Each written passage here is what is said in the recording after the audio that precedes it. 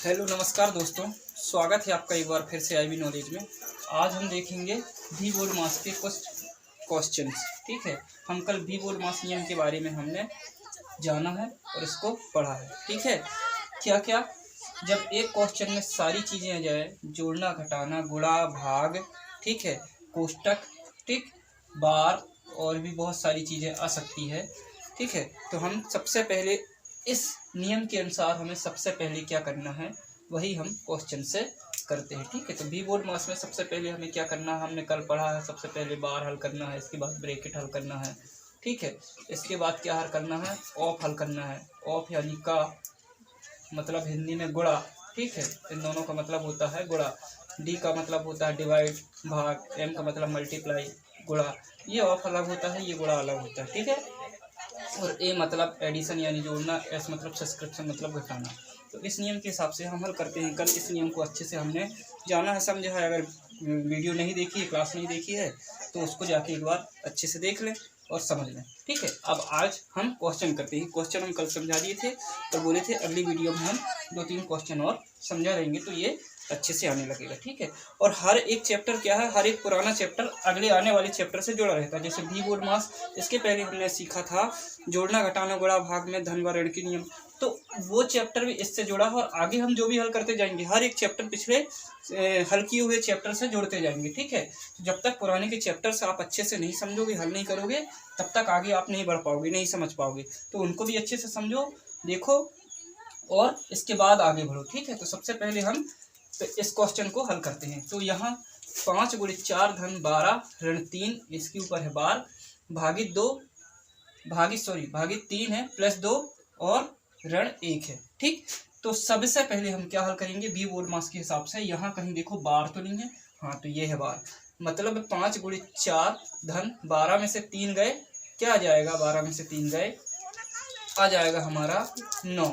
ठीक, इसके बाद भागित 3 लिख लो, धन 2 ऋण 1।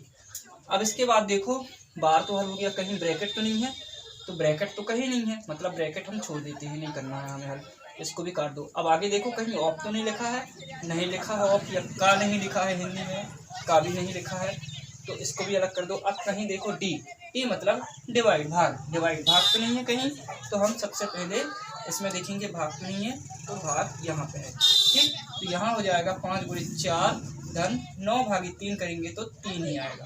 9 का भाग 3 से देंगे तो 3 आएगा, 3 3 का 9। ठीक, ये हो जाएगा क्रॉस। तो अब यहाँ 3 आ गया, आगे फिर वैसे ही क्वेश्चन पूरा लिख दो, 2 ऋण 1। ठीक, अब देखो डिवाइड हो गया, इसके आगे एम है, एम का मतलब मल्टीप्लाई। इस क्वेश्चन में कहीं मल्टीप्लाई तो नहीं बचा, हाँ ये बचा मल्टीप्लाई। तो 5 का गुणा 4 से करेंगे, 5 के 20 हो जाएगा। धन आगे वैसे ही क्वेश्चन लिख दो, 2 ऋण 1। अब आगे देखो मल्टीप्लाई हो गया। ठीक, अब क्या है यहाँ ए एडिशन, प्लस, प्लस तो नहीं है, यहाँ भी प्लस है, यहाँ भी प्लस है, मतलब इनको आपस में जोड़ दो, तो 20 और 3 23 और 2 25। ठीक, 25 ऋण 1 बचा, ये हो गया एडिशन। लास्ट में बचा सब्सट्रैक्शन, सब्सट्रैक्शन यानी घटाना, वही बचा हमारे पास। तो 25 में से 1 घटा दिए, ये आ गया 24। ठीक, ये हो गया इसका हमारा आंसर। इस तरीके से हम भी बोर्ड मास का जो प्रश्न है, जो भी क्वेश्चन आते हैं, उसको हम हल करते हैं। आगे अब देख लेते हैं जिसमें और तुम्हारा 6 और 7 आएगा। चलो दोस्तों, हमारे अगला क्वेश्चन रेडी हो गया है। ठीक है, अब इसको कैसे हल करेंगे, फिर से हमें वही नियम लगाना है भी बोर्ड मास का। तो सबसे पहले ये देखना पड़ेगा बार, कहीं बार तो नहीं है, बार तो जी यहाँ पे बार लगा है। ठीक है, अब यहाँ पे बार तो लगा है, ठीक, लेकिन बार के पहले एक चीज और देखना पड़ेगा। चलो इस बार को तो हम हल कर देते हैं, 5 धन 2 ऋण 4 गुणित 15 और 1 16 भागित 2, फिर ये मंझला कोष्टक है, इसके बाद 5 ऋण 2 धन 1 धन, फिर छोटा कोष्टक 2 ऋण 1 गुणित 4 भागित 2, छोटा कोष्टक बंद, मंझला कोष्टक बंद, बड़ा कोष्टक बंद। अब देखो कहीं ब्रैकेट तो नहीं है, ब्रैकेट 3 जगह दिखाई दे रहे हैं हमें। एक ये है बड़ा ब्रैकेट, ये मंझला ब्रैकेट और ये सबसे छोटा ब्रैकेट।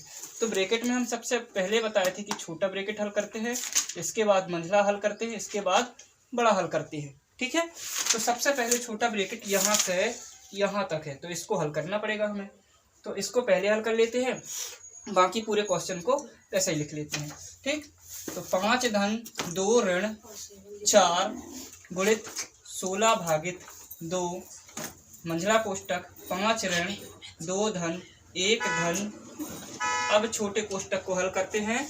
सबसे पहले इसमें भी नियम देखना पड़ेगा कि ऋण हल होगा कि गुणा की भाग, तो इसी नियम के हिसाब से करेंगे। सबसे पहले देखो क्या है, ऋण लास्ट में है, ठीक है, एस ये लास्ट में है, गुणा उसके पहले है ऊपर भाग।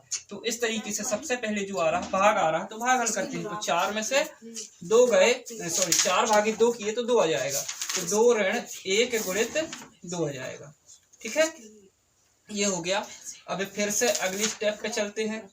अगली स्टेप पे फिर पूरा वैसा ही लिख लो, 5 धन 2 ऋण 4 गुणित 16 भागित 2 छोटा कोष्टक 5 ऋण 2 धन 1 धन। फिर छोटे कोष्टक में सबसे पहले क्या हल करेंगे, ऋण की गुणा। तो गुणा ऊपर है, ऋण नीचे है, तो गुणा पहले हल करेंगे। ठीक है, तो 2 एकम 2 हो जाएगा, तो 2 ऋण 2 ये हो जाएगा एक्चुअल में 0।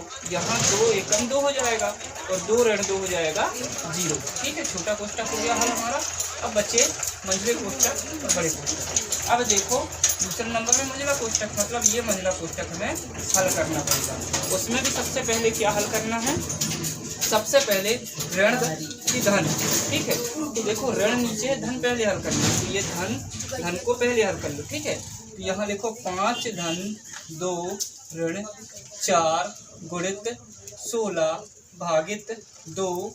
अब देखो यहाँ सबसे पहले क्या हल करेंगे, धन। तो 2 और 1 क्या होगा, 2 और 1, इसमें से ये ऋण में 2 है और ये धन में 2 है। ठीक है, तो धन और ऋण का क्या होता है, ऋण हो जाता है आपस में, मतलब ये घट जाएंगे, धन ऋण वाले नियम के हिसाब से आपस में घट जाएंगे। तो यहाँ आ जाएगा 5 और ये ऋण 1 आ जाएगा। ठीक है, और इसमें 0 जोड़ेंगे तो वो तो वही रहेगा। ठीक, 0 1 ही रहेगा। अब देखो इसको 5 में से 1 घटाओगे तो यहाँ क्या आ जाएगा, यहाँ आ जाएगा अगले स्टेप पे 4 आ जाएगा। ठीक है, और वो भी क्या है, बड़ी संख्या है धनात्मक, छोटी संख्या ऋणात्मक, तो 4 धन में आएगा। ऐसे ही यहाँ बड़ी संख्या 2 और 1 जोड़े थे हम, ठीक है, लेकिन धन ऋण का ऋण हो रहा था और बड़ी संख्या थी ऋणात्मक। ठीक, 2 के सामने ऋण लगा था, 1 के सामने धन था, तो ऋण 1 आया था इसलिए। ठीक, नियम को समझो, धन ऋण वाले नियम अगर पहले समझे नहीं हो, देखे नहीं, तो पहले जाके उनको देख लो, तब ये समझ में आएगा। ठीक, तो यहाँ आ जाएगा 4। तो आगे क्या होगा, अब ये देखो जहाँ कहीं भी कोष्टक और संख्या के बीच में कुछ भी ना हो, वहाँ ऑफ लिखा रहता है, छुपा रहता है या फिर का रहता है। ठीक है, और इनका मतलब ही होता है गुणा। ठीक, इनका मतलब ही होता है गुणा। तो ये हो जाएगा आपस में गुणा। तो 5 धन 2 ऋण 4 बड़ा कोष्टक गुणित 16 और ये भागित 4 दूनी ये 8 हो जाएगा। ये भी मंझला कोष्टक भी हमारा हल हो जाएगा इस तरीके से। ठीक है, अब आगे देखो, फिर से मंझला कोष्टक हल हो गया। अब बचा बड़ा कोष्टक, लास्ट में बड़ा कोष्टक ही हल होता है। ठीक, लास्ट में बड़ा कोष्टक हल होता है। तो अब देखो बड़े कोष्टक में सबसे पहले क्या करना है, गुणा या भाग। तो ऊपर क्या है, गुणा है कि भाग है, ये है भाग है। ये गुणा अलग है, ये का वाला गुणा है, जहाँ कहीं ऑफ या का लिखा हो वो वाला गुणा है। तो यहाँ देखो ये भाग है, मतलब पहले भाग हल होगा। तो क्या करो, 5 धन 2 ऋण 4 गुणित, अब 16 में से 8 का भाग दोगे तो 8 दूनी 16 आएगा, यानी कि 2 आ जाएगा। ठीक, अब क्या करो, फिर से अब बचा है केवल गुणा, गुणा हल कर दो। 5 धन 2 ऋण 4 दूनी 8 हल हो जाएगा ये।